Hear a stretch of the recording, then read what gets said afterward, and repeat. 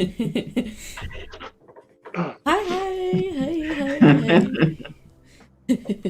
Hello and welcome, everybody. Today we have the Crazy Cat Lady, Hi, kids. also known as the Lavender Lady or Diana. Yeah. Or a few other things that are probably not repeatable on Mixed Company. Yeah, there you Okay. go. And I've got Geo Sam. Hi, everyone. Yeah, that's right. I'm Geo Sam. I don't hang out much, but glad to be here, and thanks for having me. You're always welcome. Oh, look. Hi, Orla. Yay. Oh, Ola, hi. And the one and only Mr. Shadow Kitty. Hello. Yay, I'm Kitty. finally here. Yeah, you're here. I had to miss a few shows because of technical difficulties, and Yeah. when I was prepared, there was no shows happening. So, hey, everything lined up today. Yay. Yay, this Good. is a good thing. Yeah. And as you have said, I had thought that it was otherwise, but as you have said, it's our first chat together, so this is going to be fun. Well, Linda and I have been on chats, yeah, movie night and that sort of thing. Mm. So, I wish I could stay up for movie night, but so do I. I have I had medical marijuana, and I'm half asleep by that point. So, Okay, then. Yeah, I used to be able to stay up, but anymore, I'm just getting old, and I find myself falling asleep on air, and this is not a good thing. They all tell me, come on, you got to get here more often, and it's like, kids, I'm old. Come on, give me a break here. Yeah, I find it hard to find find the time to do those things. I'm like so pressed for time. It seems now even more. Okay. Yeah. Because I'm at my computer all the time now, and that's what that's how I, communicate to people, and it gets getting very busy. Yeah, the crazy thing is that I have the computers here in the studio, and then when I go to bed at night, I've got my laptop in the bedroom. So I just, lullaby myself to sleep all night with the laptop. So I'm never without a computer anymore. And that's a very strange situation to be in. I would not have thought of something like that happening when I was a girl. But Artie Clark was right. Well, we don't. There's not much else we can do, given what we got. That's the interesting thing, is that now this is really the only way a lot of people have to communicate. I'm kind of accustomed to it because I live alone. I have no motor vehicle. I cannot afford one, and you need a motor vehicle here in this part of town. Okay, let's try this again. You need a motor vehicle in order to get anywhere. This is kind of tucked away, and you can't ride a bicycle down the main road or anything. It's a U.S. highway, 45 miles an hour. Once I tried to bicycle on it, and it tried to kill me, literally.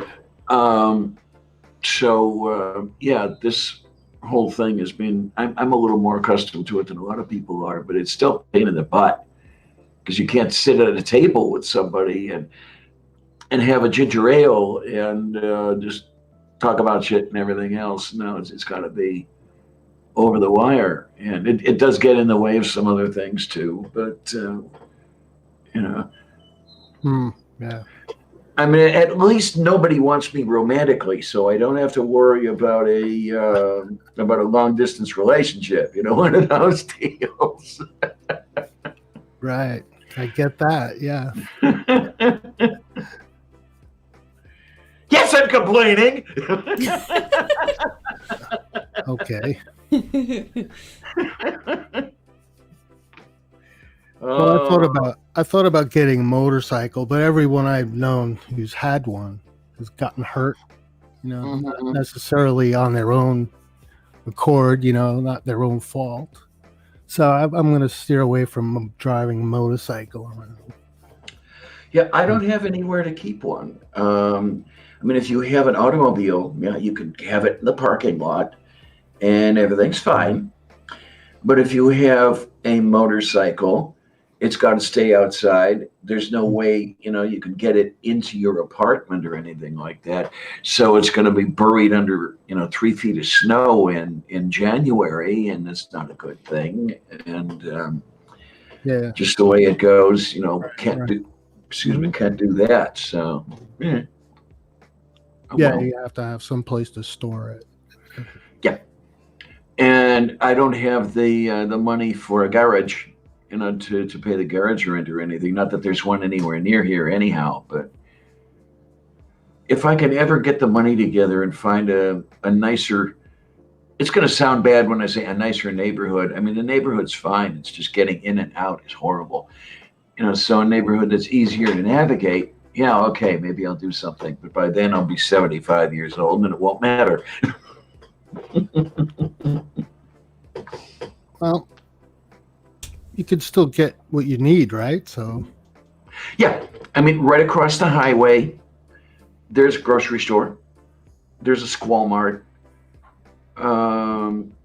My drugstore is a little distance away. I decided to stay with the place I had prior to moving here because the people were so nice. So it takes me, most of an hour to get here on bus, not because it's that far away, but because the buses don't run well in and out of this neighborhood. That's the problem. But yeah, once you get there and everything's fine, okay, we can do this. Just think of everything you need to do out there and then do it all at once and then come home and you're done. Yay. Oh, you have public transportation that you can use? Oh, well, that's what I'm speaking of. That can help. That can help, Yeah, the public transportation, there's only 2 buses that go in and out of here, and it's once an hour for both of them. So the people who need to be somewhere for work and things like that, they've got to, usually they have to be there really, really early and sit there and read a book, which most of the people in this neighborhood don't care to do, or be, get a bus closer and be late. I mean, if I have a doctor's appointment, I have to be there 45 minutes early. That's because the way the buses run. So, okay, I take a book with me. As a matter of fact, lately I've been taking R.J. Downard's book. How many of you in the audience know R.J.? He's our resident historian and anti-science denier person, and he recently released a book called Evolution Slam Dunk, which is all about the reptile-mammal transition. And just a few weeks ago, he and Jackson Wheat released a book called The Rocks Were There. And yes, it is an obvious reply to Ken Ham's, "Were you there?" Volume 1 came out, and now those two are working on Volume 2. And Volume 1, by the look of it, has to weigh about 30 pounds because it's like 9 inches by 12 inches and 5 inches thick. Big. And most of it is citations. Oh my word, he cites references out the kazoozles. And it's a good thing he does because you can always check everything he says. Citations are important to some people, Oh yeah, especially when you're trying to do something that involves things like scientific facts or things like that. Oh yeah. All the time, of course. All the time, yes. I agree. And Kitty, you've been over in the corner over there, just keeping your mouth shut. I don't know what's going on here. Wait for it. Gonna happen, right? Hey, all right. And let's see, did I do it? Yes, I did it right. I did do that. I'm getting accustomed to the way the screen is reversed here, so I know where to point to reference. Yes, we have, no, wait a minute. We have Linda over there. We have Kitty over there. And we have Sam over there. And we have this really strange person over here. I don't know what the hell she's doing here. Anyway, what's everybody been up to in this coronavirus world? Staying at home. Staying home. Oh my, I don't know. There's Hanging nothing out. to do. Hanging out with friends on YouTube. Yeah, I used to hang out a lot more than I do now, but I lost 40 pounds. So, I don't necessarily hang out of the t-shirt anymore, but I still have some work to do, but, All right. Congrats. Yeah. Yay. Awesome. Last year at the ARC protest, I was very, very surprised when I found out that Aaron Ra and I weighed the same. And it was like, okay, he wears it well, but I don't. I have to do something about that. Yeah, I think it's a size Horatio kind of thing, right? Yeah, he's a little bit He's kinda taller than I am. He's Yeah, he's, wait a minute. Is it 6 foot or 6'1"? I can't remember. He's Aaron! he's over 6 feet, I think. Okay, so maybe 6'1". Yeah, he's a great hugger, by the way. But I'm kind of disappointed that I don't get to go there this year. But I'm not going anywhere until the virus situation, if you want to call it that. I hate that word, but that's one I can think of. Is a little better resolved than it is now. Yeah, I still can't go into the grocery store without a mask or anything like that. And you don't want to risk yourself and others. You just wear a mask, right? If you can, Yeah, and I mean, they still don't wear a mask. But what are you gonna do? I've seen a couple of accounts where there was one I saw this morning on Twitter where a person had done everything right and still tested positive. It can happen. Yeah. Oh yeah. Well, if you're doing it incorrectly and you don't follow the rules, you can catch it. You have more of a chance of catching it for sure if you don't protect you use some, PPE. And I really don't feel like walking around in a lunar EVA suit. Okay, with the helmet and the pliss on my back and everything else. It's just totally isolated from everything. So, no, I really don't feel like doing that. It'd be a little expensive anyway. So, you do what you can. It's like being in a bubble. Yourself in a bubble. I've lost my interest in going out. Okay. I'm afraid that that's happening to me as well. And well, next time you go out, you might enjoy nature a bit more, and just say, "Hey, look at it, so nice," right? That's how I look at it. Because when I go out, I really go, "Wow, hey, look at everything, it's great." At least I get to see nature, Well, the problem where I am, I'm in an urban grid, and we have a boardwalk that aligns the ocean. And when there's a nice day, everybody flocks to the boardwalk, and nobody is observing distancing or the protocol. So it's really scary. I have to really walk a long way to get away from everybody. Okay, you're on the Eastern Seaboard, right? Yeah. That's tough. Yeah, that's a tough one. Yeah, because here I live in Arizona, and it's kind of going around. It's a desert. There's no transportation if you don't have it. Oh yeah, definitely. And if you don't have a motorcycle or a Jeep or some kind of off-road bike, you're kind of screwed. Okay, my political thing for today. Are you by any chance supporting Mark Kelly for Senate? No, I don't support any of those guys. No. Oh, okay. I know of Mark through NASA because he was one of the shuttle. I don't know who I support. I know I'm not for the fundies. That's for sure. Oh no, get me away from the fundies. I want to get away. Yeah, I want to. But they're here. What can I do? I had one of those for a sister. Yeah. Like they're knuckleheads. But they're here. Yeah, I like to tell the story that the slimy bastards raised my sister and myself Roman Catholic, whereupon she found Jesus and I found Carl Sagan. Talk about polar opposites. We always were. And, yeah. What can I tell you?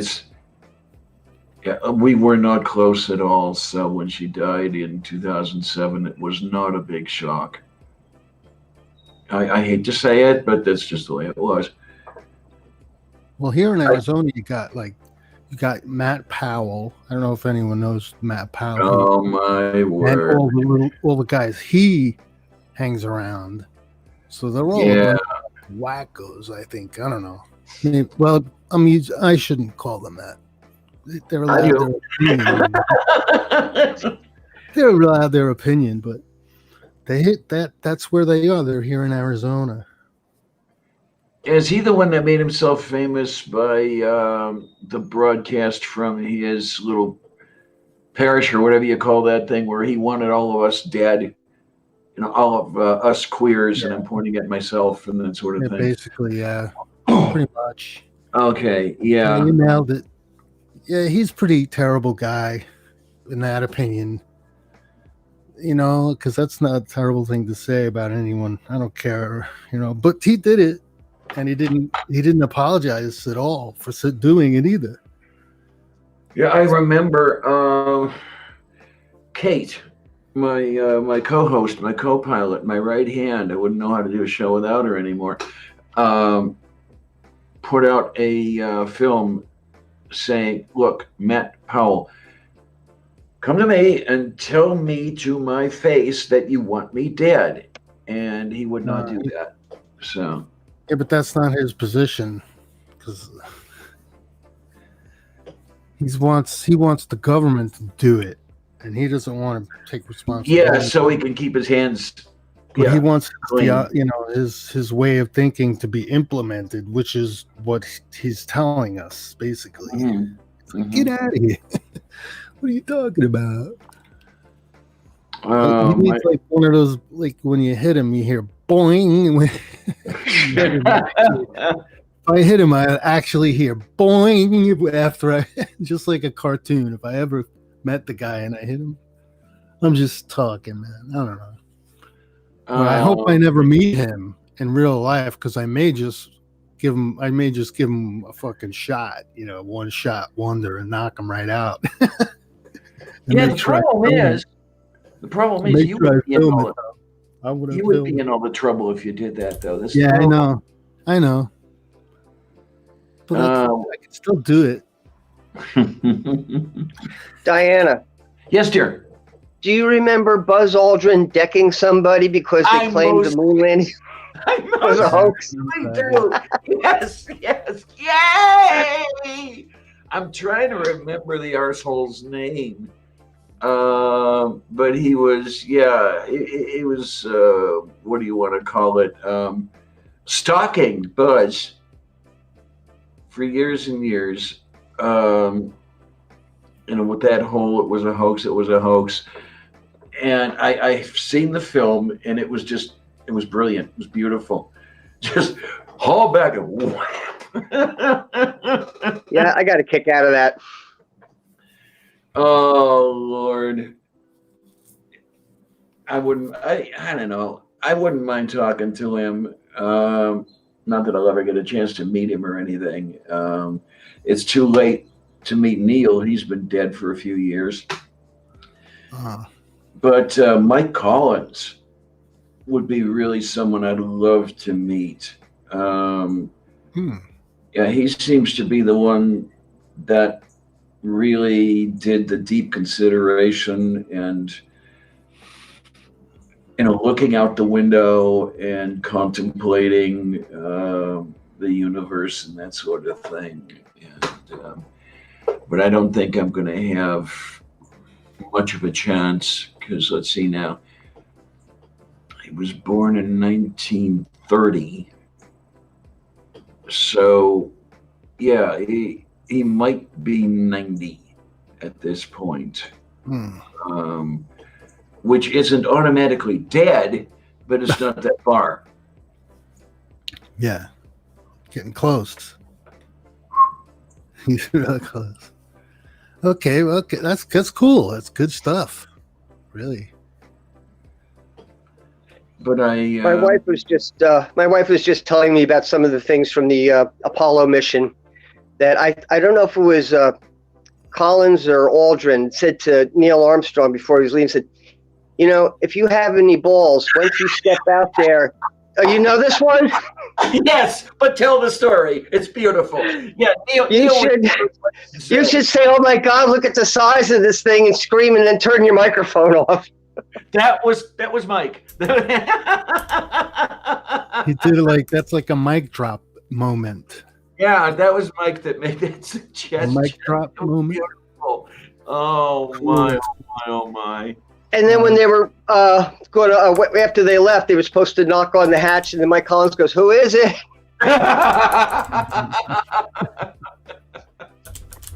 Nice. Yeah, he had a sense of humor. I will say, definitely. Well, Yeah. they all had their senses of humors. They had the different shades to them. Some were dark, some were crazy. To be around Pete Conrad, oh man, he was a crazy guy. Nice crazy. But yeah, we lost him too soon. Yeah. But Wally Schirra, for example. Robin Williams.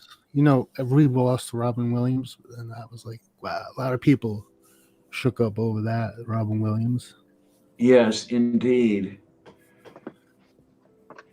But but we got to replace them somehow, right? Well, not replace them, but have people come after them. That sort of, kind of. Nobody will fill his shoes as far as. No, I'm not saying that. I'm saying we have people that will spread the same message in a way. But you talk about Robin Williams. I like the story of when Coco, the gorilla, put the moves on him.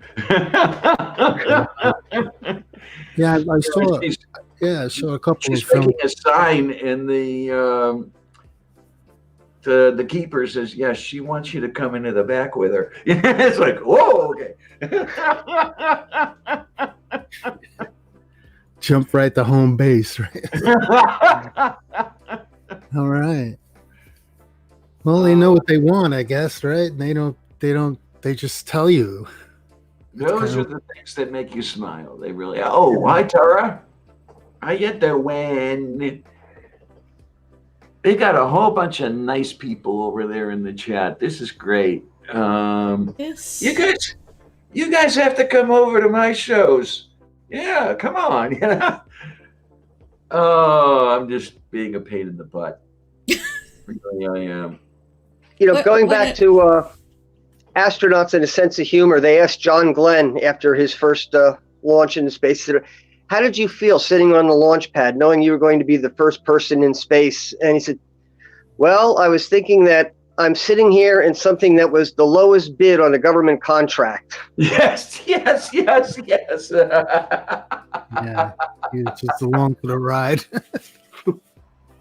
And then there was Al Shepard, who was sitting in the Mercury capsule, regretting that second cup of coffee for breakfast.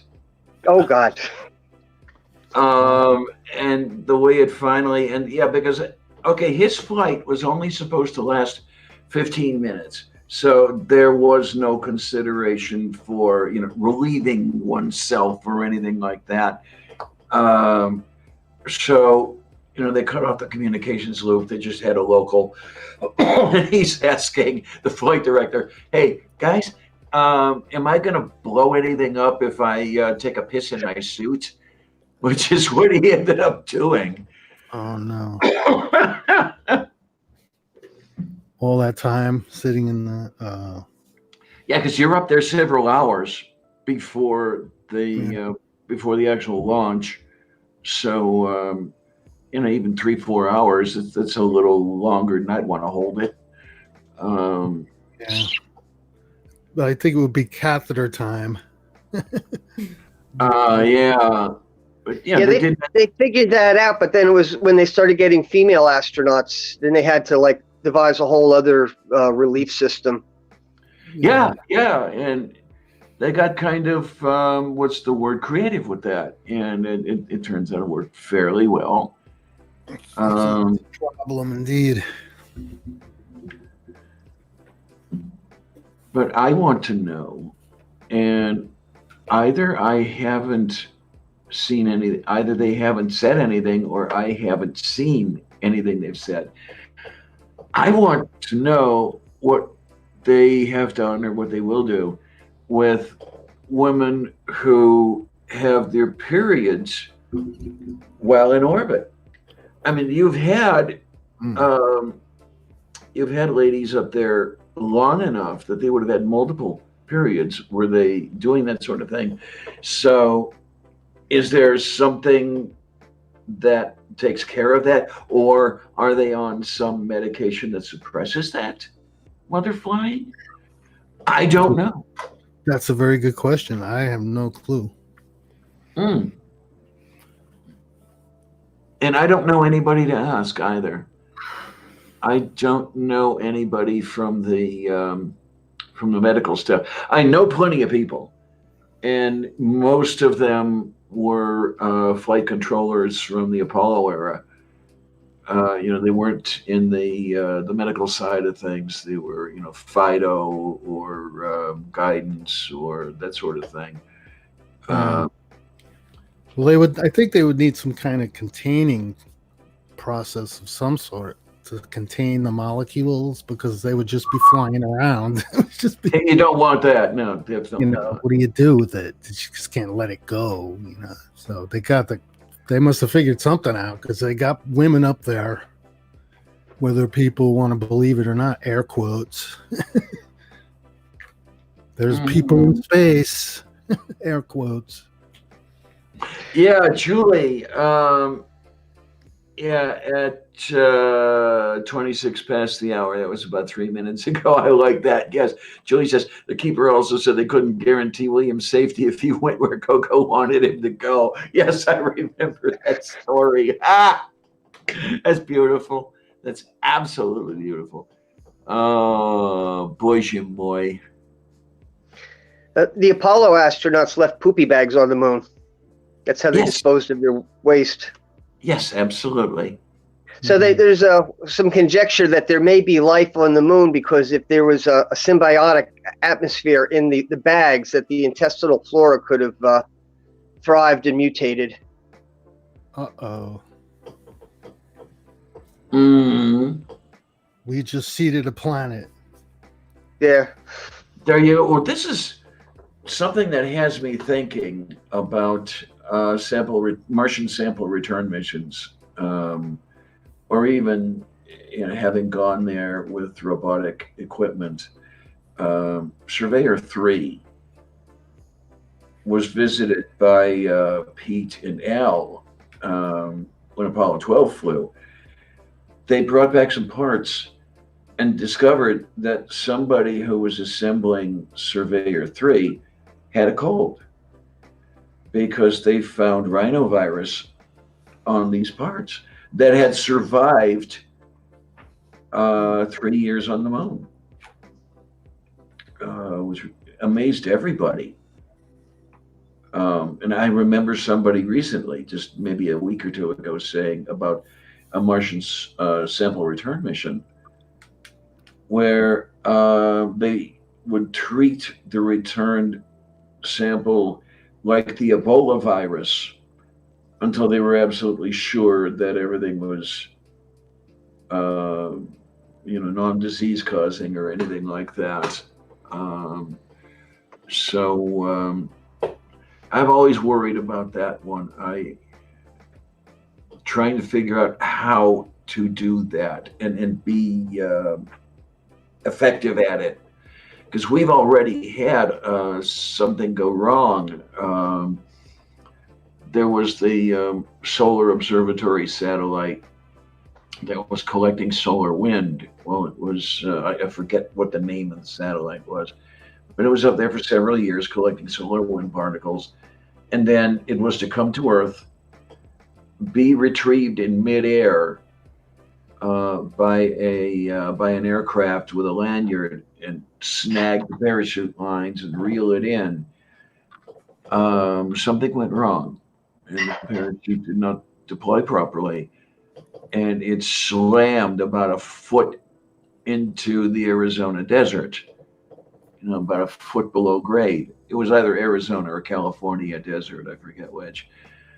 And yeah, the containment vessel was breached and everything, which made it difficult to do the assay of the collected particles that they wanted. But imagine if that were something virulent. You'd be in some deep shit. So, and one of these things, it may be the very low probability of something happening. But if it does happen, it's a very high impact. Like it will almost never go wrong. But if it does go wrong, we're in deep shit. So, how do we take care of that? That's it's one of those things you really want to think about. And knowing how the engineers have thought about several things, like the solid rocket boosters with Challenger, or the pure oxygen atmosphere at 2 atmospheres on Apollo 1, little things like that. You sometimes wonder if you want to trust these guys. Anyway, what are you going to do? Oh, da Prajnie. Orla asks, wouldn't a tampon do? I don't know. I really do not know. I don't know what the mechanism is that establishes the flow. If it's gravity, maybe not. That sort of thing. And it's something I haven't studied all that well. So, I don't know. I'd love to find out, just to satisfy my curiousness. They just learned that prolonged zero gravity affects your circulatory system. Yes, absolutely it does. Yeah, because you're not working against gravity. So there's nothing to pump, right? It just sits there. Well, no, you are pumping the blood, but it's a lot easier to do that in zero G than it is, sitting in this chair. So the Astros moving, right? Yeah, they do have a little bit of acclimation when they finally come back down. They simulate gravity by spinning the craft, and that's how they do it, right? I don't know. They tried that. They tried that on Gemini 11 and couldn't get all that much. I think they got something like 0.001 G out of that. It was next to nothing. But yeah, it's they do the cardio exercises. They have the treadmill up on the ISS and all the other stuff, and I don't know. It really can't replace a gravity field. So yeah, they have a little bit of acclimation to do when they get back down. It might take them a day or two to get accustomed to it again. It's like a brain thing too. Like your brain has to get used to the way the blood is now flowing, and all the liquids and all. It's like it changes your brain around, and then you come back and you have to do it all over again because you're back in gravity. It's like, oh. Yeah, I've read some articles, and yeah, all sorts of stuff goes pear shaped. I'll have to find that article again. It may have been Scientific American. I'm not sure, but yeah, describing. That's where I read it. I think it was the same. It would have been the same article. I'm not sure. Mark Kelly may have been involved in putting that article together because he spent a year up there, and yeah, boy was he ever happy to get home. Well, I also read articles about bugs that were supposedly found on spacecraft when they came back, and they weren't sure if they were bugs that were here when the bugs were bugs that were picked up. And they show pictures of the bugs, and I'm looking at them like, damn, looks like a rhinoceros, like a little tiny rhinoceros. Okay. So it was like incredible. But Tardigrade? I think that's what it was. I'm not sure. I don't remember the name of it. But yeah, I think something like that. I think it was in the Scientific America magazine. Those tardigrades are cute. They're like all spiky and like, they look kind of ferocious in a way. But yeah. They remind me of teddy bears. Oh. I just created a nice space wallpaper for myself. I wish I could share it, show you guys, but I don't know how I would do that. Oh, that's a good thing. Thank you for reminding me. I'm not going to do it today, but I'm going to have to remember to flip my calendar over to June on Monday because I had forgotten to do it in May. It was about 2 weeks in. Got one of the astronomical photograph calendars. So every month they have a nice little picture going and everything else like that. And I got a pair of galaxies. I don't see their new general catalog numbers. My eyesight is shot, so I can't read them from here anymore. I need a new pair of glasses. That's what I need. And well, no, I need 2 new pairs. That's what I need. Because there's the glasses I wear out in the street when I'm going to the store and all that stuff. And then there are the reading glasses. And both of them have to be replaced. So that'll be about $500. Wow. Glasses? Yeah. Replaced?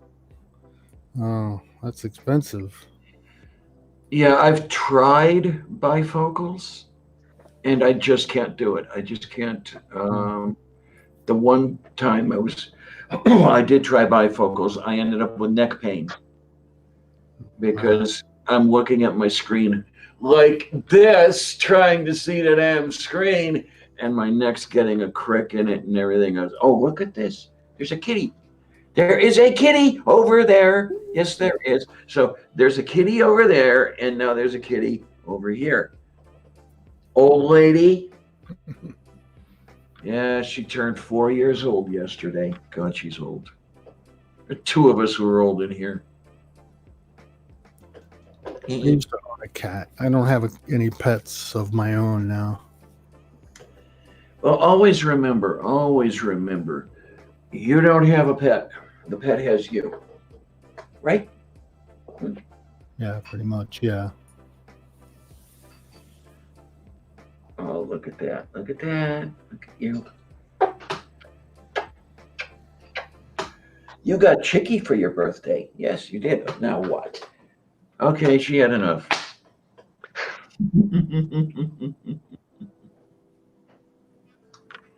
And there's Linda over there being all quiet. I don't know here. Yeah. I'm stealing the show here, which I'm really not supposed to do. But That's okay. Oh, Scheiße, zu viel Scheiße. So one of these days, Diana, I'm going to drive to Pittsburgh with some little bottles of Tester's paint and one of those tubes of glue, the toluene glue, and we are going to build your rocket models.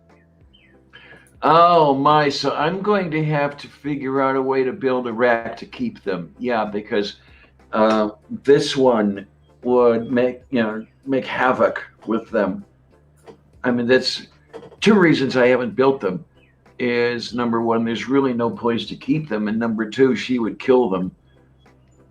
Because unfortunately, I have to keep her out of the bedroom. I used to have my bed out here in the Lavender Studio because the bedroom was just all given over to my library. About 840 books, something like that. But after a while, I just wanted to have a separate room for sleeping, and I wanted to have a little extra room here in the studio for filming. So I moved my bed into the back, and before I can let her back there again, I have to secure my jewelry because she's already tried to eat that stuff. And I mean, it's not diamond jewelry or anything like that, but it's still. But and then the plants that are back there. Yeah, she definitely likes to eat plants. Let's see, Morton, did I point the wrong way? Who was I pointing at? Okay, let's see here. I am going to screen that we have here, the one that's the chat, not the YouTube screen, the one we have in the chat. And I'm trying to point to Linda right now. On the screen, I am indeed pointing to Linda. But you, sir. Yeah, you're pointing correctly. Use it. No one underneath me. And then over here, I'm pointing towards Shadow Kitty. Pointing the wrong way. Like, we can't point that. You're pointing the wrong way on YouTube. Yeah, there we go. Okay, so it's got to be reversing it then. Okay. Yeah, it is. On the other direction. Okay, yeah, I see how you're talking. Yep. Where you're pointing, where you just pointed. All you're right. Pointing at me. Linda's pointing at me. So let me think here now. So, don't okay. He's poking me. Oh, wow. Oh, right the eye. This way over here. This way I would be pointing to Linda? Yeah. Okay, then. Okay. So now we got that figured out, sort of. Okay. Everything's always backward around here. Well, I thought I was the backward one. We're all backward. Reverse the reversal so you're reversing easier. Yes, Rodent. Yes, Nerdy. That's the way. Just point in all directions. Cover the whole spectrum. Yeah, there you go. Yep. Yeah, Nerdy. I have my card catalog online. It's a little site called Library Thing, and I cataloged all my books there. I keep them by Library of Congress catalog number because it's the only way I can find anything I'm looking for. I ought to look for it and put that up there because there's a little of everything that I have. Every one of the alphabet letters that the Library of Congress does. No, I don't know what I just said. I really don't.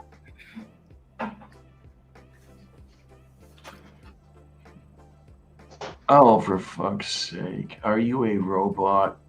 Select all the cookbooks. What happened? How to cook everything. How to cook your cat. Oh. Don't do that. How?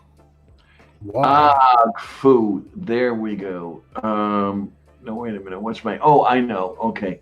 So what I think it is I think it's. Gonna get over here.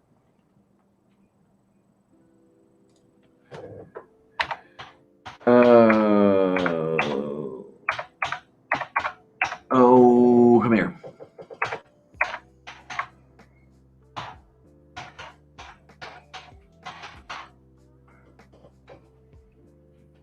Okay. Ding, ding, ding. Dong. Google this. Yeah. Google me this. Now I've just mixed stuff up. No, I did it wrong. Okay. Making stuff up. That's cool. It's like science So fiction. Right? yeah, so you're not gonna get there with the link that I just posted. Darn it.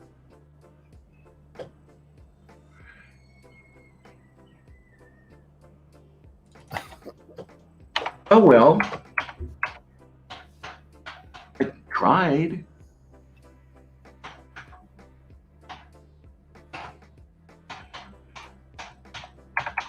Yes, I Yeah, did. nerdy, it's magic. Oh, look what I find it. That's what I find it. Yeah. I do Oh, nice. magic. Boy, Thank you. is that picture old. You can poke me right in the eye on YouTube. You just point to your Oh, point the wrong right way. hole. I've heard that before. Yeah, I'll shut up now. Oh my, yeah, we'll just do it from there and see. Oh, sorry. Ooh. Oh Lord, I'll keep my mouth shut. Still on the shelf where it's COVID secure. Okay then. Yeah, Ooh. he's up there. There's Nerdy. Can't Okay, what are you up to, Kitty? Hello. Yay! I'm moving around. I'm checking on cats here.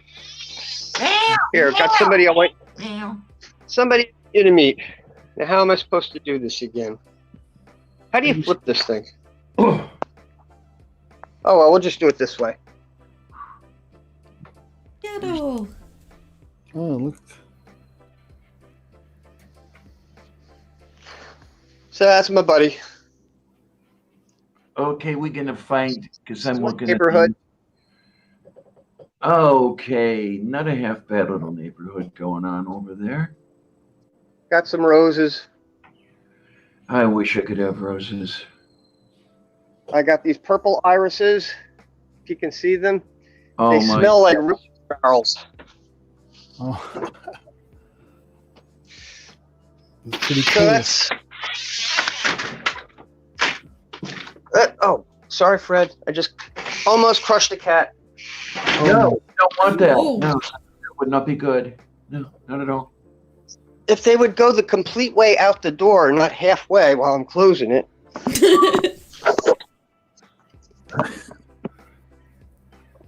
Well, and then while we're at it, I guess you guys can see my invisible fish, right? What fish? Yeah, they're my invisible fish. Oh, those fish. No, I Yeah. didn't see 'em. What about them? Oh man, when Jeff, Oh, yeah. What is it? What's that word? Oh, I forget the name for it. Incorporeal? incorporeal, yeah, incorporeal. That's Is the right it. word? Yeah. Yeah, the incorporeal. Yeah, when Jeff was here, it was I love your invisible fishies. Yeah, that was in September. No, it's just that there have been things that I've needed to do. Well, with they're still looking invisible, so you're fine. there have been things I've been needing to do with my money before I make the fish visible. So hopefully I'll be through with that soon. it would be nice if I got my virus money. Right. What can I tell Diana, you? I may have met Jeff and not even realized it. Oh, really? He was somewhat involved with the Red Bank Humanists, as was I, and it was just when they'd have these social things, you'd meet so many people like, "Hi, I'm Bill, I'm Tom," And I'm sure he wouldn't have introduced himself as like, "Hi, I'm Psystrike." So I might not have even known it. Okay, then. And he lived 2 miles from me. Oh, bushy. I don't know how many times I walked past his house and not even known it. Oh my. Wow. Yeah, I wish I could have had that privilege. I mean, when he came out here, he had to drive over 300 miles to get here. Wow. Yeah, it's a little bit of a distance from Avon to Pittsburgh. 680 miles. Yeah, that's a lot. 600. Yeah. It's like half the country. Long way.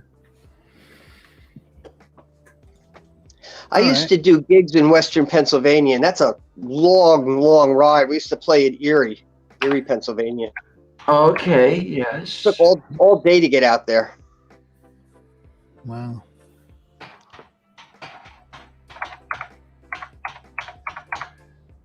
I just want to have to look at this. Okay, there's there. Okay, now this lookup on Google says it's 5.5 hours, 367 miles. It's like a 9-hour drive. It's like a 9-hour drive from us. 300 miles? How big is the state of Pennsylvania from east to west? It's about 300 miles wide. Oh. About 6 hours wide. My daft info must have been round trip. Oh, okay, that would make sense. Because this would be about 730 miles round trip. Okay.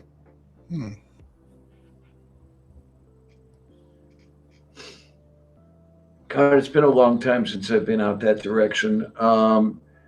My ex grew up in Warren County, and we used to go out there reasonably often to see your father.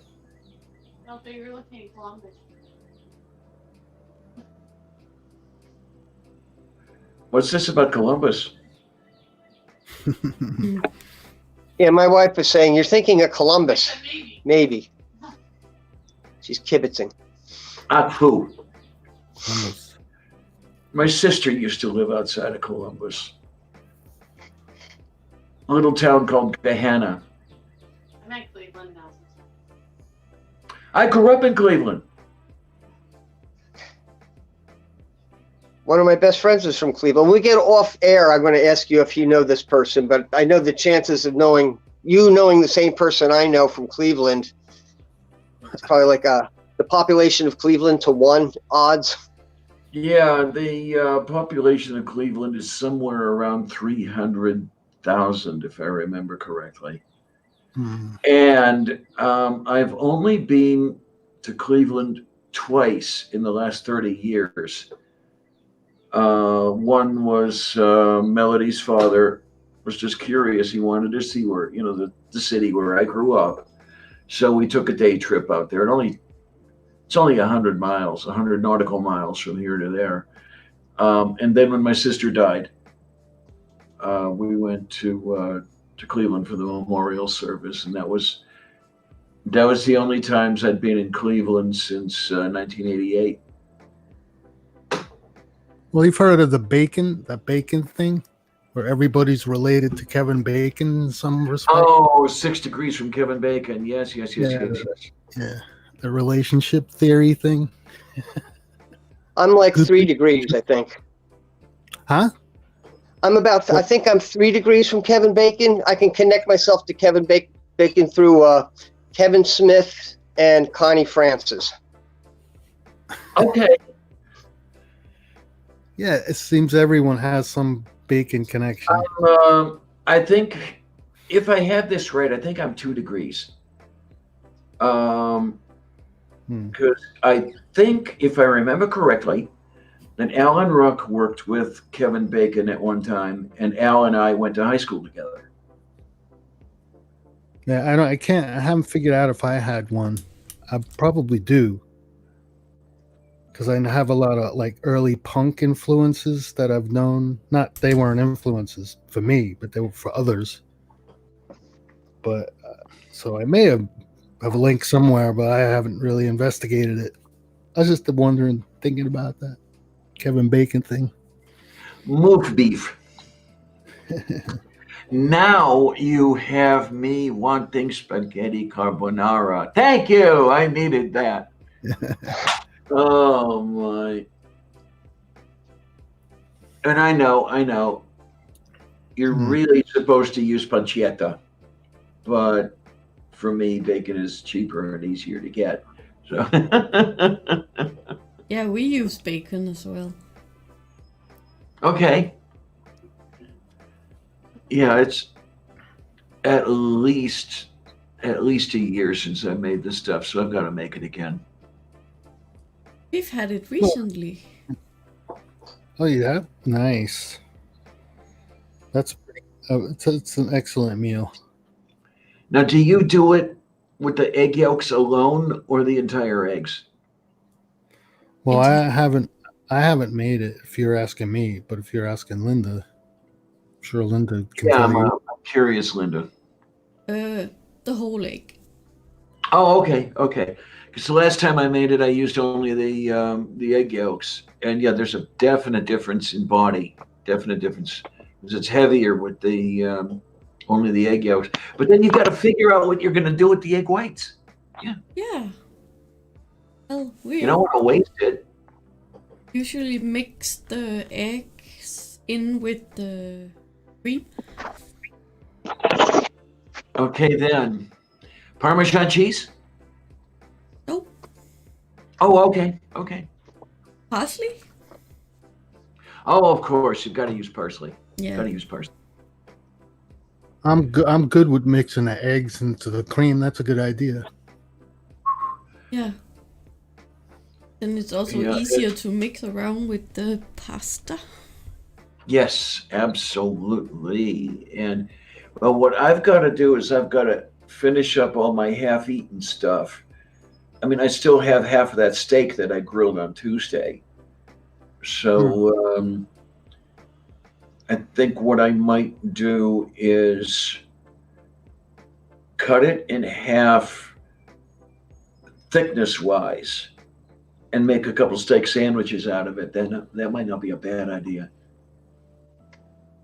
Because the damn steak's an inch thick, so I'm not going to eat it in one sandwich. No. Weren't you barbecuing lately? I think I seen a video on your channel. Yes, I grilled a steak on Tuesday, and grilled some potatoes, grilled corn, not corn, carrots. I bought corn, and I just never grilled it. I might. Before the week is over, I might grill the corn, or I just might boil it. I don't know.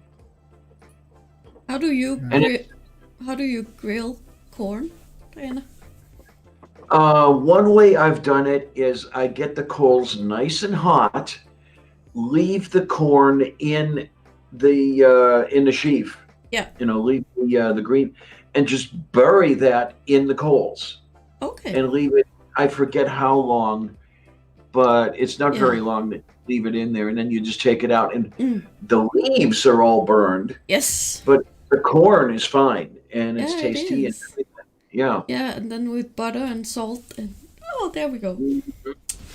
And the other way you can do it is to strip the corn, wrap it in foil, and bury the foil in the coals. But I would just rather do it with the without stripping the corn or shucking the corn or whatever you want to call it. I bought the ears were 4 for $1. So I bought 4. They're still sitting in the defriginator. Before the week is over, I'll do something with them. I've never been comfortable with the idea of cooking stuff in heated aluminum. I've heard a lot of bad things, and I don't know what to believe as far as, there's always a conspiracy theory about something, but I have heard from some credible scientific sources that, cooking with aluminum is not a particularly good idea. Well, it depends on the method you're using to cook more than the cooking. Because you could cook really quickly, which doesn't really, and you could do it on an aluminum grate, which doesn't contact very much with the food. Which won't anodized. Yeah, it won't harm as much, but yeah, I get that. Because I like to use cast iron. Like I have a different size cast iron for whatever I need. Oh man, I'd love to have some cast iron. I just don't know where to keep it. I only have one, and I think it was my grandfather's, and I love that thing. There's nothing like cooking in cast iron. Once you see it, it's great. Most of my life, I've been eating stuff that's been cooked in aluminum. It's fine. No. Diana, we both grew up with Swanson's TV dinners. Oh hell yes, we did. Oh man, I thought that was such a treat when we would get a Swanson's TV dinner, and then we'd sit in front of we had those little tray tables. Yep. That you could unfold and put it in front of the couch, and you'd have that on there, and it was just such a treat to eat that way, because it's what better than just those boring dishes with the boring plates and the boring stuff and everything else. But oh my word! The only thing I didn't like about him is like the peas would get mixed up with the peach cobbler.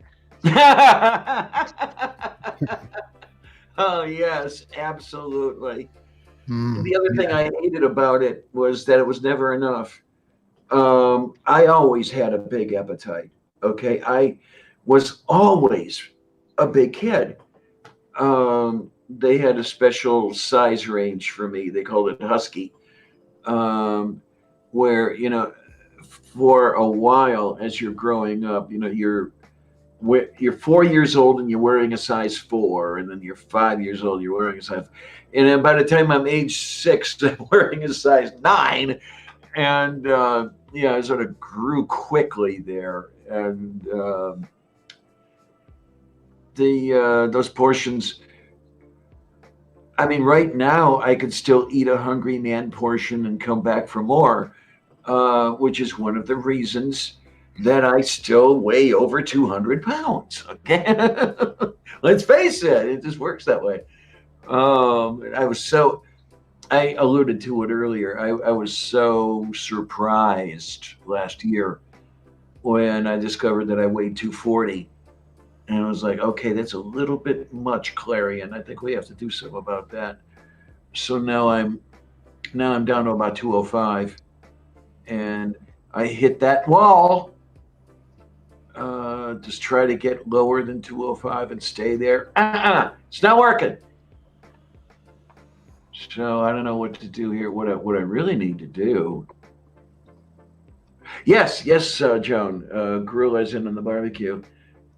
I've got I bought a small barbecue grill. It's over on the floor next to me. I still have to clean it from using it on Tuesday. There's still some ash in the bottom.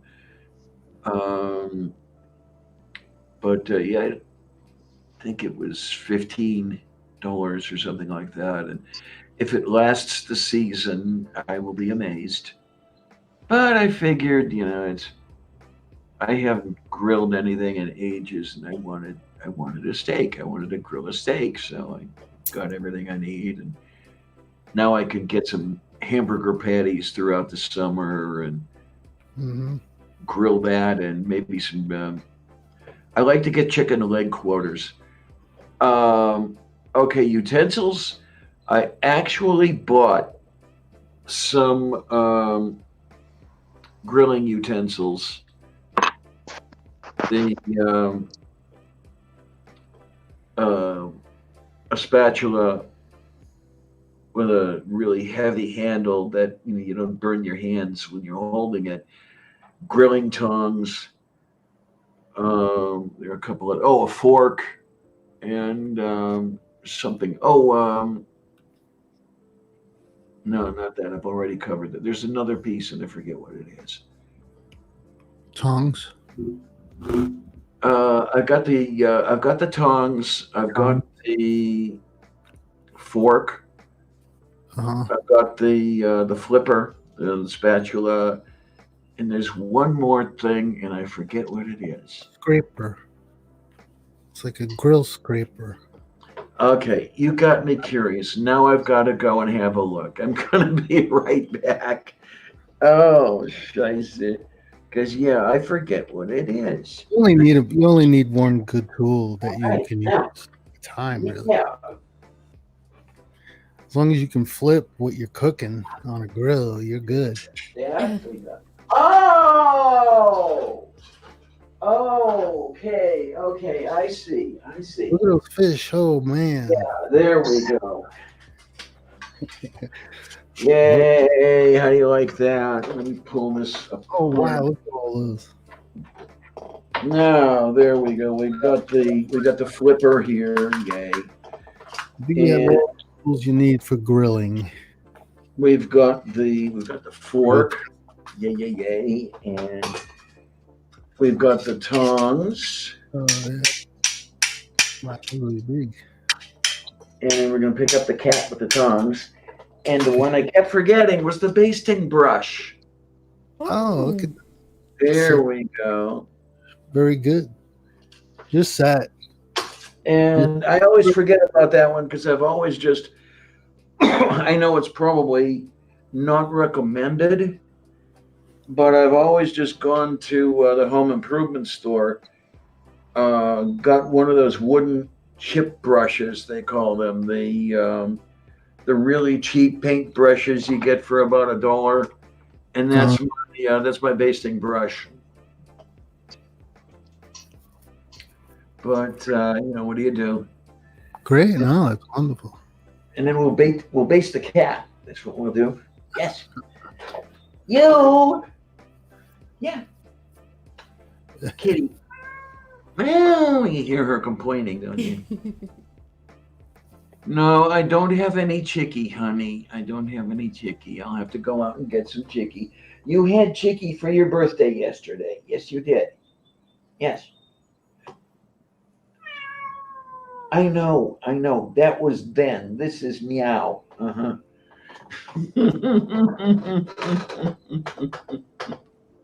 Well, I weighed myself. The last time I weighed myself, I weighed over 250, but I'm like 6'1", so I'm not really taller than I am. Yeah, I'm not that fat, but I was getting fat, and then I weighed myself last month, and I lost 50 pounds. I'm down to like 190, 198. Nice. I wish I could pull that off. That's what I weighed in high school. I'm trying to remember. When I was in high school, I weighed in at 175. Yeah. I was a big kid too, but I wasn't husky because I was tall, Okay, then, yeah. They were always after me. They wanted me to play football on the defensive line, and I could not see 11 guys lining up against 11 other guys, beating the shit out of them and taking their land. Thank you, George Carlin. I wanted to play baseball, and I wanted to pitch in the worst way, and unfortunately, I did. So that was that. Yeah, that's good. That's good. I went the football route. I went and played football for my high school for as long as I could, and then I finally just gave up and left the school. Oh my! But everything's cool. I liked baseball when I was in high school, but not football. Gym class, they would set us up to play touch football. And this is public high school in New Jersey. Okay. The teacher would do his thing and get everybody organized, and then he would go back in his office, and then it went from touch football to blood sport. Oh. And 130 pounds of me was not down with that. Yeah, it gets pretty violent. It can get pretty violent. But I was involved in that too. I was brought up in Staten Island in a high school, you know. Oh, you know the deal. So I was on the East Coast too, and we were murdering kids. But I was like one of the biggest kids in school. So I was the one doing the murdering most of the time. But I was a nice guy, you know. And people would try and take advantage of me, and I just cracked them. I just beat the fuck out of them, and they leave me alone. And I said, "Hey, you want to fuck with me?" Because they didn't want to do anything; they just wanted to fight. I was like, "What are they, idiots? They don't want to talk; they just want to fight." So I fought them. It took 2 seconds, and it was over. We're kids, you know. We're kids. We were kids. What are they gonna do? So I just cut class and scampered off with my friends and smoked pot. Did you? Okay. Yeah. Oh no, I never. And then go back to class stoned. Stoned. It's always good going to math class stoned. There's like, what numbers are these? Man? Oh, it gave creative writing a whole new meaning. How couldn't it have? It had to. It had to do something. No, I never. If I was going out and doing something on the side before school, I wouldn't even go to school. It would just be day over, and I would just be gone. There would be no school involved on that day.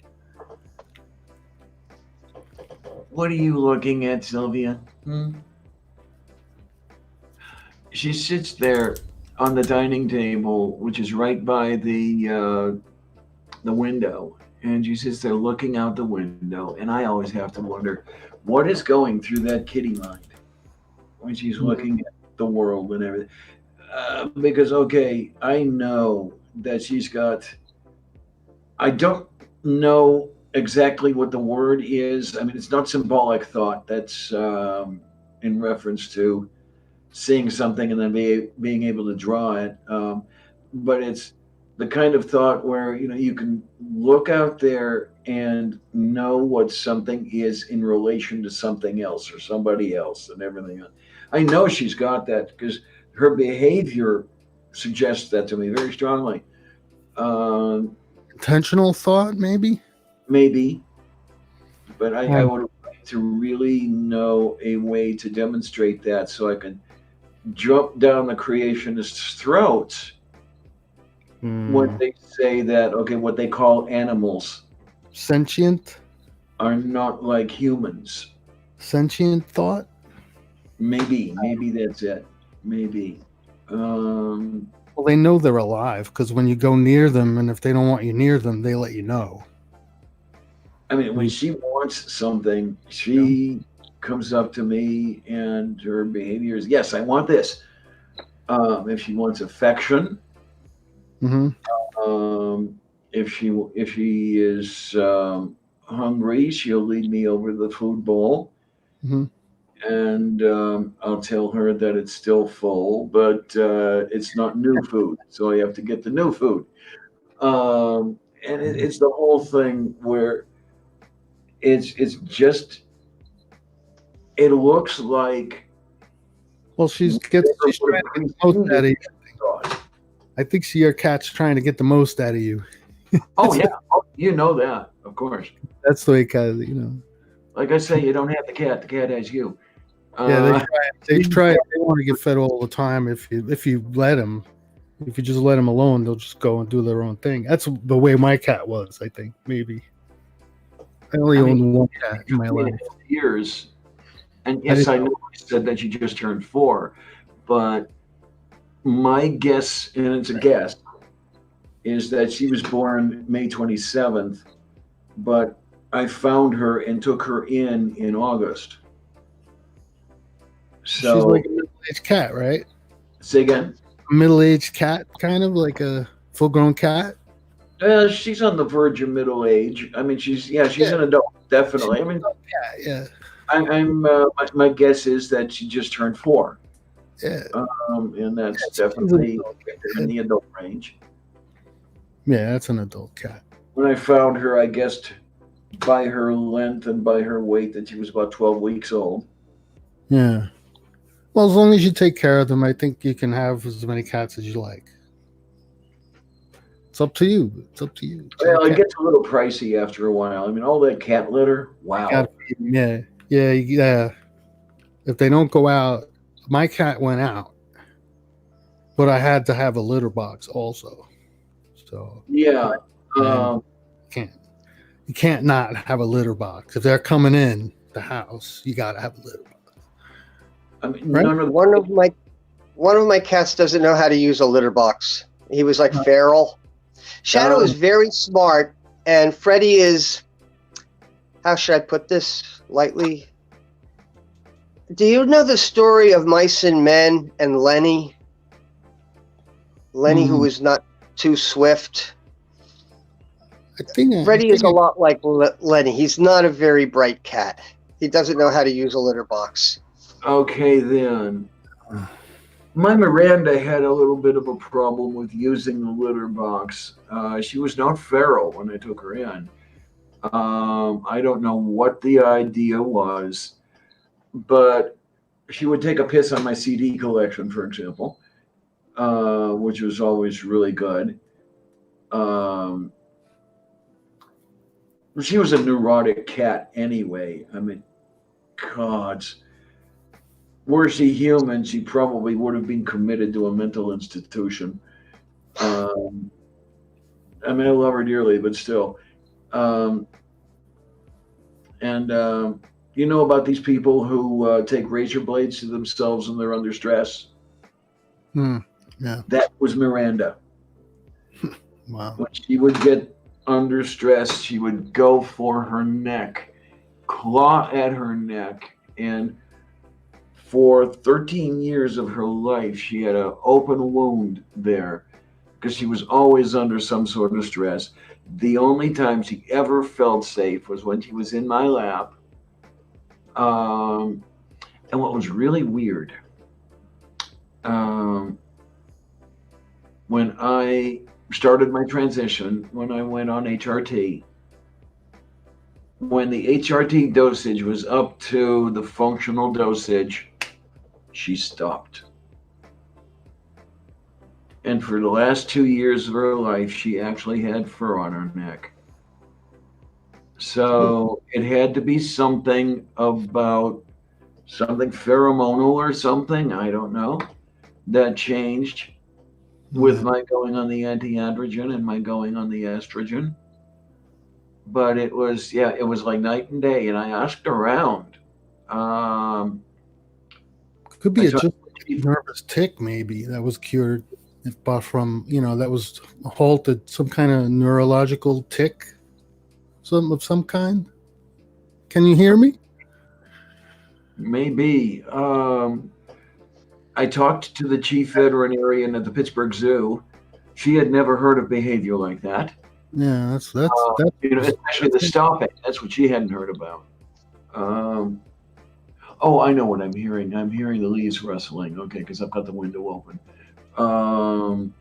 It sounded like the sink overflowing, and did I leave the sink going? No, I didn't. Yeah, Mama has to teach the kitty where and how to shit and piss. Yes.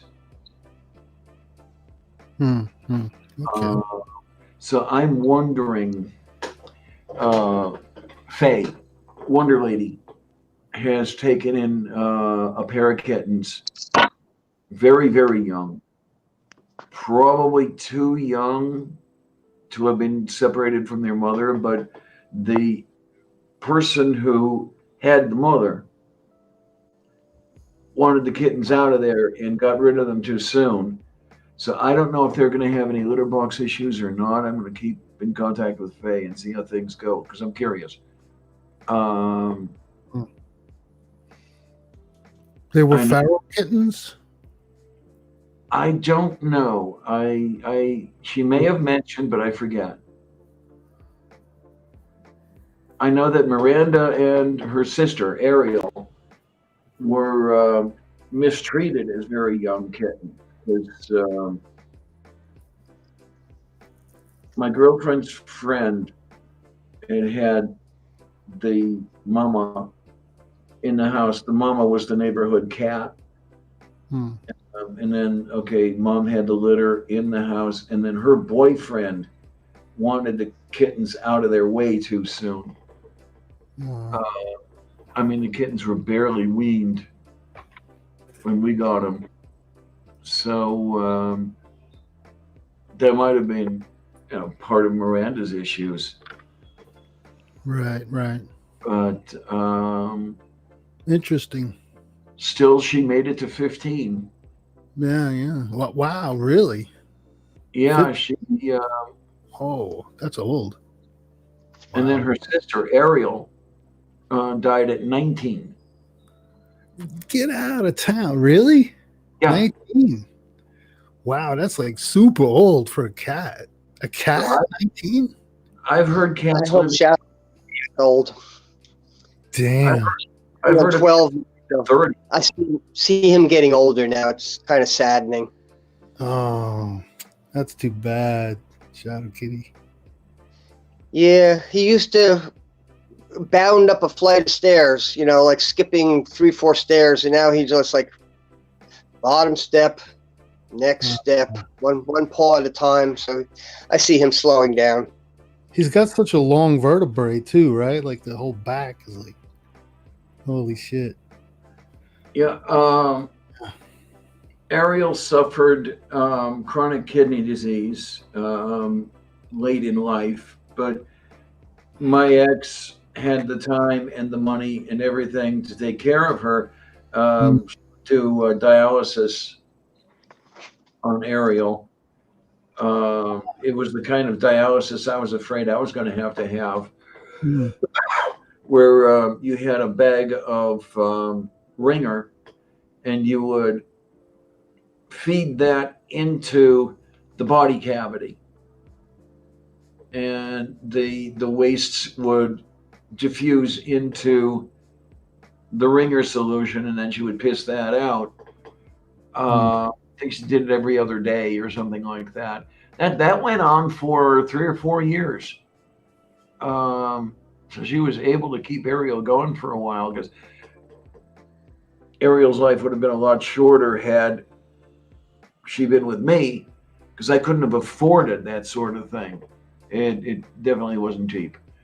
And my last cat died from kidney failure. Okay. Now, And I had to have him put down too, which was really it was one of the toughest things I had to witness, was saying goodbye to my cat. And he was like an emotional support cat, because in 2004 I had a huge trauma, and there was suggestions like maybe you should get another cat, so you could feel like you're still connected to life. And I had him for 4 years, and then his kidneys failed. Okay, yeah. Joan mentions that she's got a Maine Coon mix. My Merlin was a Maine Coon mix, and unfortunately, he died of acute kidney failure. Unfortunately, had to have him put down, and it was not easy at all. Not easy, because he was 3 years old when he died. He had had a hard kitten life. One of my ex's friends had found his mother and him under the stairs to her back door in January or sometime like that. Snow, cold, everything. He had kitty pneumonia as a kitten, and I think that he was always weak from that. His mother did not make it through the winter, and he barely did. But he was so grateful to have a warm home and everything else. He used to come up to me. I'd be sitting at my desk, and with the paws, he'd come up and drape himself over my thigh with the big eyes looking at me. Thank you. Oh my, but oh well. Right, right, Joan. It was, I think, 3 days that he lasted.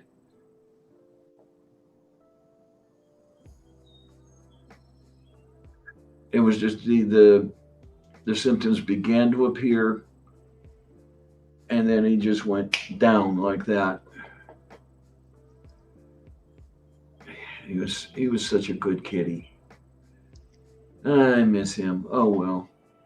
God, I've been had by a whole bunch of kitties in the last 35 years. Mm. We had to put our cat down last week. Oh my. I'm so sorry. The kidneys. Again with the kidneys. It's always the kitties. I don't know, you know. And then, well, of course, now the whole thing here. Sylvia does not like it when I put her, you know, when I have to put her down. But of course, I'm talking about something slightly different here.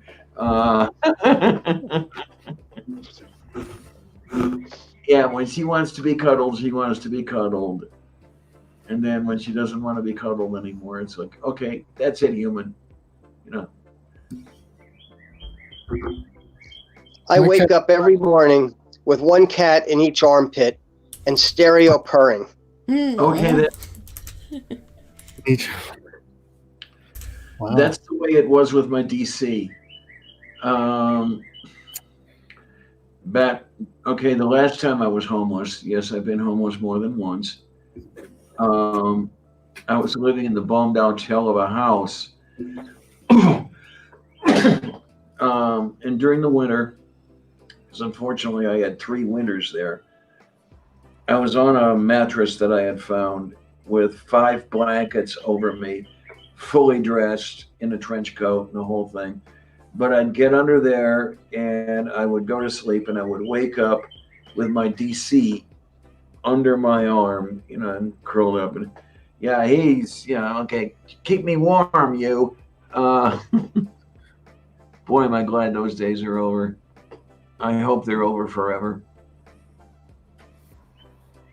Okay. I went and got some water. I don't know. But I came back. I muted myself, but then I came back. So I guess. Yeah, Joan, the bird is in the trees in, I guess you could call it my backyard. So that chirping is from the bird outside? Yes. I thought I heard bird chirping. Yeah, I have the window open, and this is why you can hear the bird. There was a conversation going on yesterday. I'm suspecting that somebody may have been hooking up with his mate. There would be one call, and then the return call, and then it would repeat. You know, back and forth, always the same. Yeah, this place I'm in right now, I mean, were it not for the difficulty of getting in and out of the neighborhood, I would just dearly, dearly, dearly, dearly love it here. I mean, it's not like I'm going to run away and try to find something else tomorrow or anything like that. The apartment, it's small, but it's nice. I like it. I actually have a kitchen.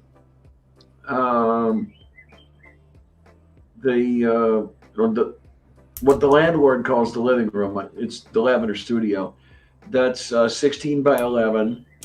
The bedroom is 16 by 9. So, got a little bit of space here, definitely a little bit more space than I had in the other place. Mm-hmm. That's too bad, because this place is a nicer place, but that place was easier to get around. So, yeah, you can never have both at the same time. Seems like a trade-off, one for the other. Yeah. Do you want convenience or do you want a nice place? I don't know. Both would be nice.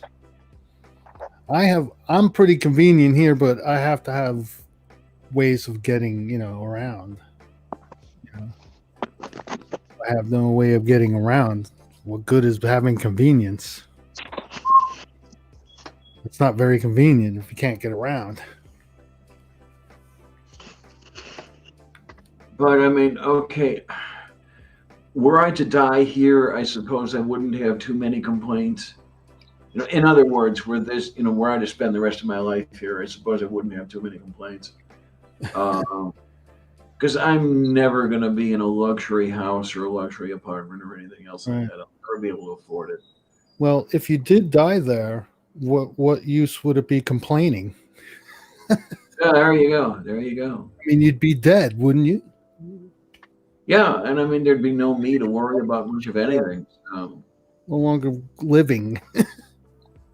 It would just be, too bad that the neighbors would have to put up with it because, as Hamlet said, about the only way they would know was when they would nose me after a few days.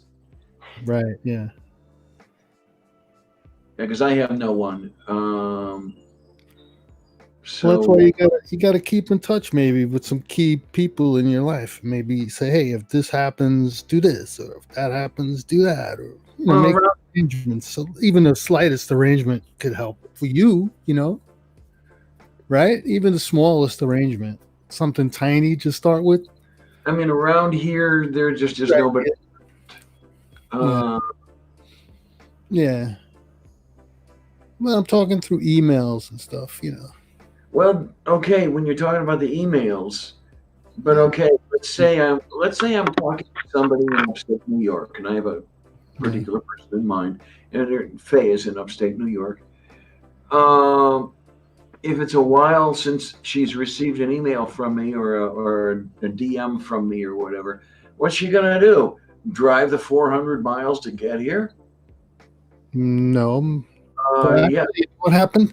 One of the websites that I'm a chair at, and I've been running. It's a graphics website.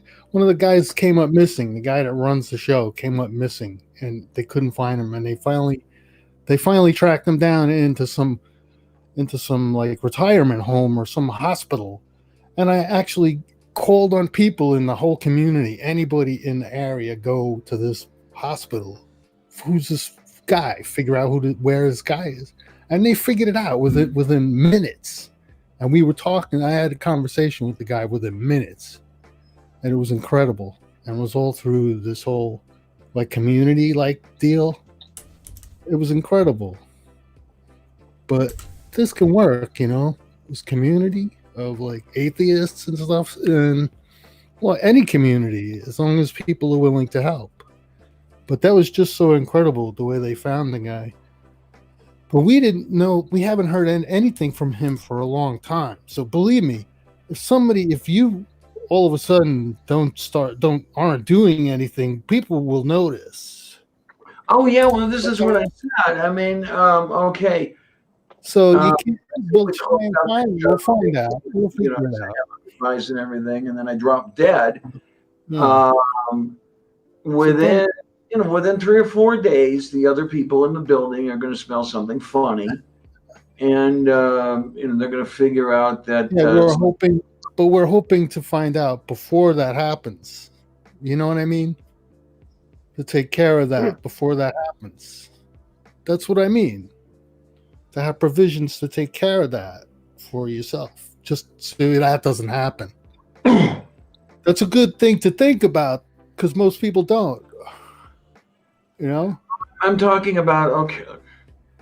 I know what you're talking about. I died the way Jeff did. Let's say I have a massive heart attack and there's no preventing it. Right, yeah. Yeah, then the rest of the people around here, they're going to figure it out eventually when, the enough decomposition has started and the little one's been eating my flesh because I'm not there to give her the food. Do you think it's that catastrophic that might happen to you, though? Is that a reasonable... I won't be around to notice. No, I'm not just saying that then that can happen to anybody that has a condition that's like yours. Like I have a stent in my heart. Like I'm not saying I'm categorized as having cardiac disease, a certain form of, cardiac disease, but I don't think I'm going to die of a massive heart attack any second. I don't feel that way, Why do you feel that way? Because I don't think you do, right? You just okay. It's okay. Everything's fine. It's just Joe, fucking- I you know know, police do social calls that way. yeah, I hope they did. I would hope that if right. Uh-huh. you know be missing someone for a while, I could give them a call and they would stop by the residence or something. But I don't know. I don't know offhand. Yeah. I've never had to do anything like that. Yeah, there's something to contemplate. Maybe we should. I think I'm going to think more about that later. But I have actually put things in place for certain things that I have to keep. I have to be there every day because it's just part of what's evolved over time within the internet. The things that I have to be at nearly every day, if not every day, I have to be there. So there's provisions I put in place, like if I disappear, no one sees me for a certain length of time, somebody has to be able to do something about it. So that's the only thing. But I have people already in place for that. So I don't know. Maybe that's something we could think about. I mean, I'm thinking about it. Like what's going to happen afterwards, with all these accounts that I have But what are you going to do once you're gone? How do you give all your shit to somebody else to take care of what you left behind? And then what do they go all muck it up for you and then make you into something you're not? And then they just delete all your accounts or something. You never know what's going to happen, right? I would not know about any of that. There would be no me to know about it. Yeah. So how would you have no control over that once you're gone? So what are you going to do? So you have to have something in place, so people don't abuse you, because you'll get abused even after you're dead. If you're here on YouTube.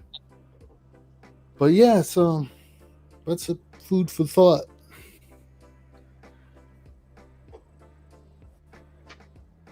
Yeah, some kibine for thought. There you go. My cat, I had a cat. I called her Peter P. I don't know can you hear me well enough? Yeah.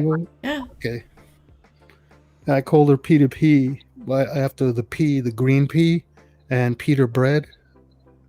That might sound unusual, but I named her Peter P. And she was an outdoor cat, but as soon as I set up a litter box, she used it immediately. And so I was very happy with that. But she ate a mouse. Long story short, she ate a mouse that had eaten some poison that had been left by the city workers to kill the mice and rats in the area. And I noticed signs of that a few days after she decided to catch a mouse, because I guess they were putting bait that was enticing to rats and they were eating it, but the feral cats were attacking the mice as they came by. And that's what was happening. They were killing the cats at the same time, any of the feral cats that were out in the area, by putting this poison out. And my cat came home one day with a mouse and ate it. She did what the mouse was doing. What the cat was doing. And I just let her back out with the mouse, and she died from the poison. 3 days she was dead, flat out on the carpet the next day. So, oh well. My cats get mice. They usually end up getting tapeworms, and then I have to give them worm medicine. Yeah, they usually get sick from it. But this was intentional because there were signs all over when I was walking down the block from where I lived. At the corners, major intersections, you could see signs. Oh, there's rat poison in this area. Be careful. It's like, what the fuck? What are you doing? This is New York City, in Queens, New York. In the middle of New York City.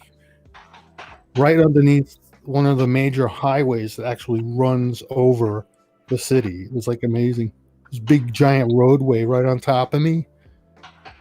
It's like, holy shit. Roadways all over the place. In some parts of Queens, like elevated highways, like built on stilts, kind of running across the land. It's incredible. Yeah, that was all done from I can't remember the man's name. All I can think of is Robert Morrison. That's not it. That's the actor. But he had this whole plan to have highways all through everything, and it really destroyed the fabric of New York City, because there would be all these little villages and neighborhoods like the Italian neighborhood and that. And once he put all these interstates and large things in, it really destroyed the integrity of the city. I can't remember who it was. It was a city developer. Nah. Yeah, I have homework. I don't know either. I know what you're talking about because there was a lot of there were a few what do they call them, like documentaries or film clips about it that I've seen, but I can't remember. I can't recall exactly who it was. It was like Bridges. He did Bridges. Some guy also did Bridges. And Yeah, that's the guy. I can't recall his name offhand, but they basically he's the one who got credit for screwing up old New York.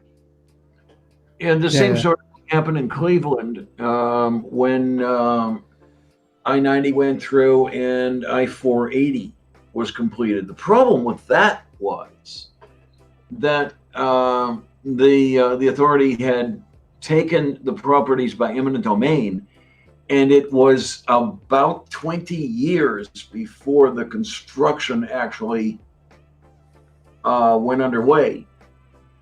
So the people who had been living there were justifiably complaining that they kicked us out of our homes for nothing. Really? Wow. So that's but it's for to doing, and the thing for to you is not to knowing, but that's what they is to doing. So they are the fool and the poo poo is what it is for you.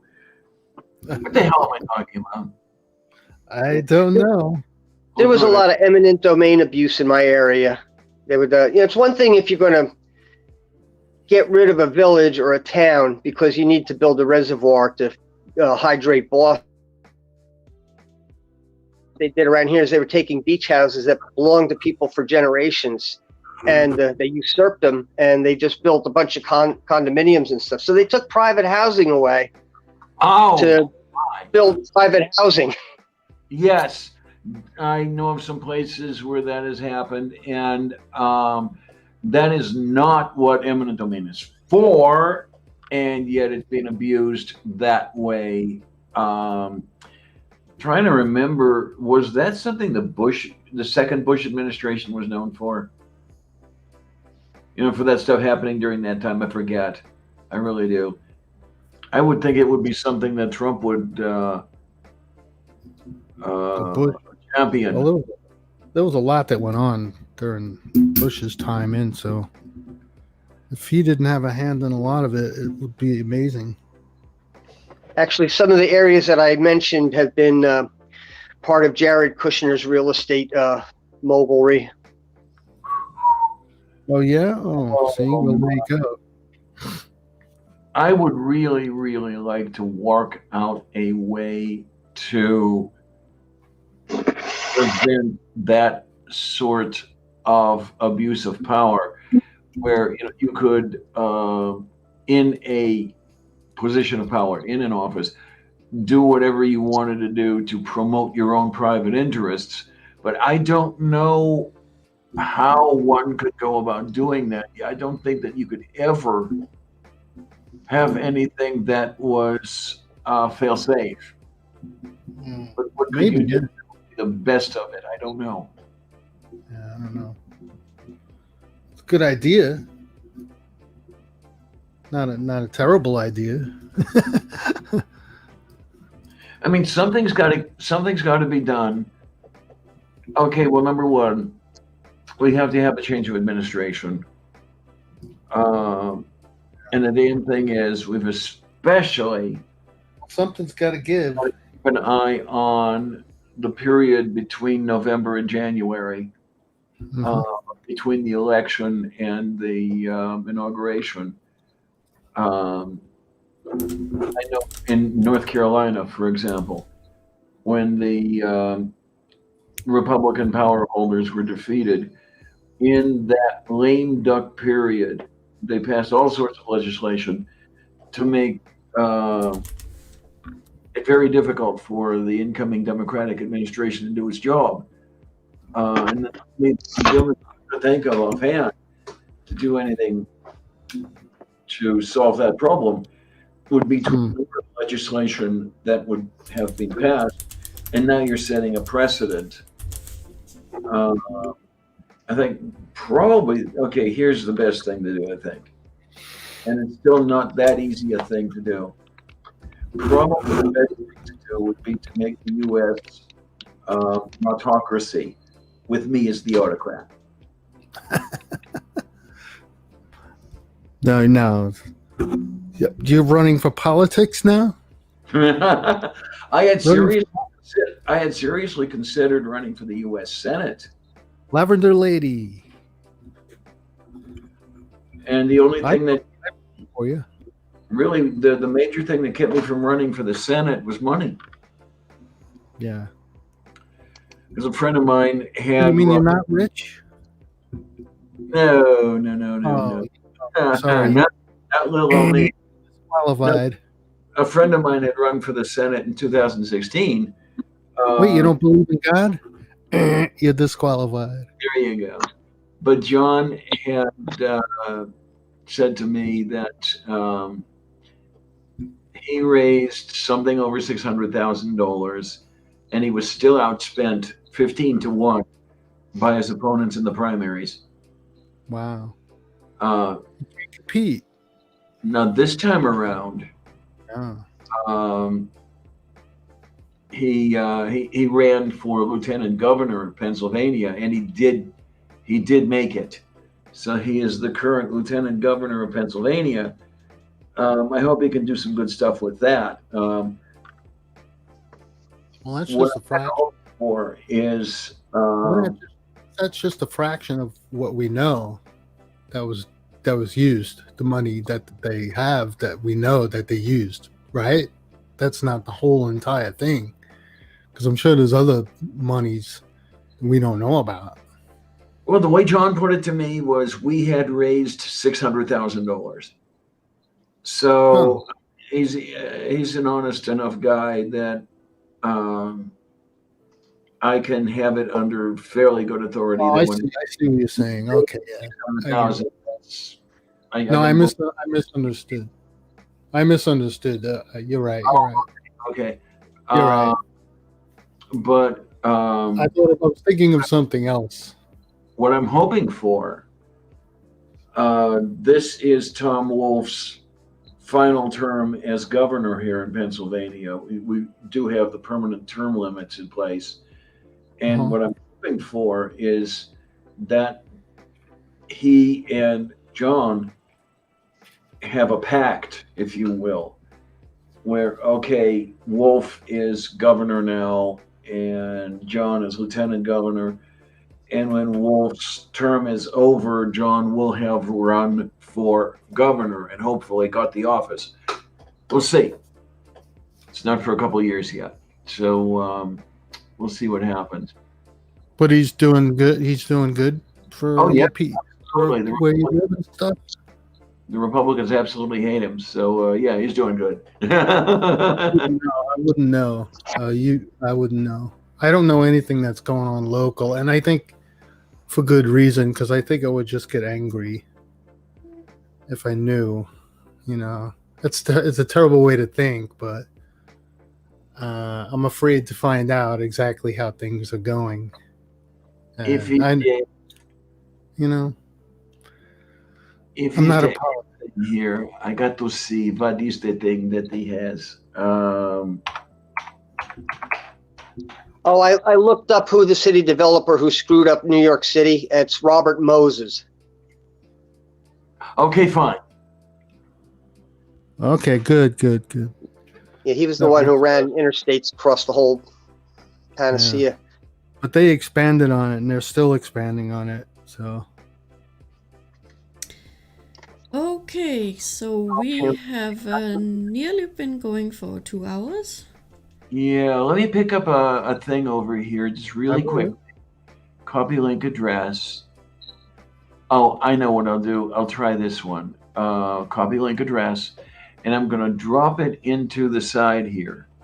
And this is a YouTube film featuring the guy I've been talking about, the guy John Fetterman.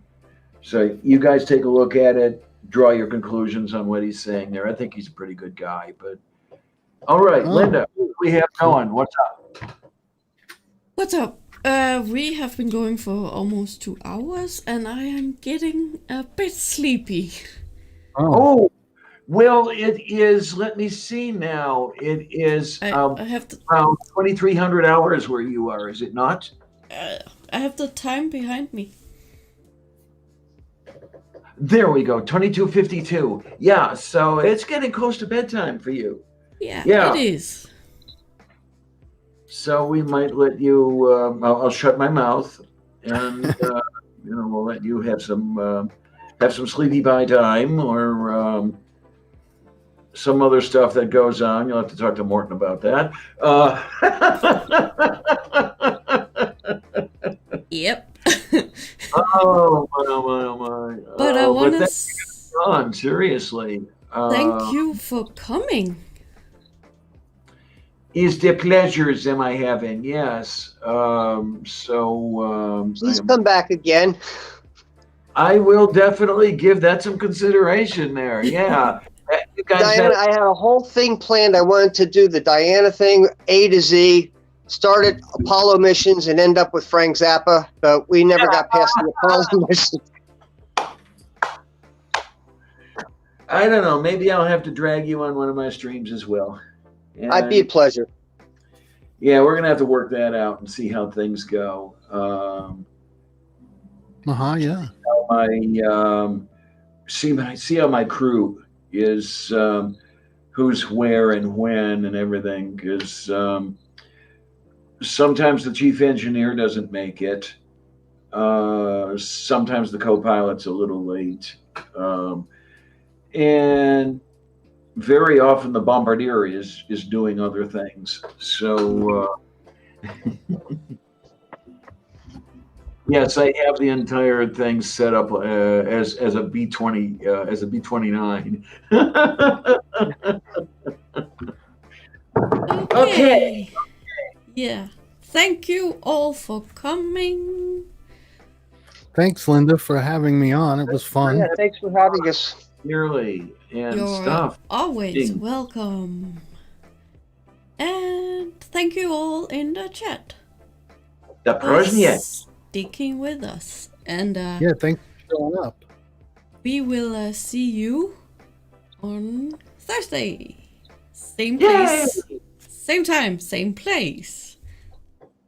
Take Same care, bed, huh? everybody.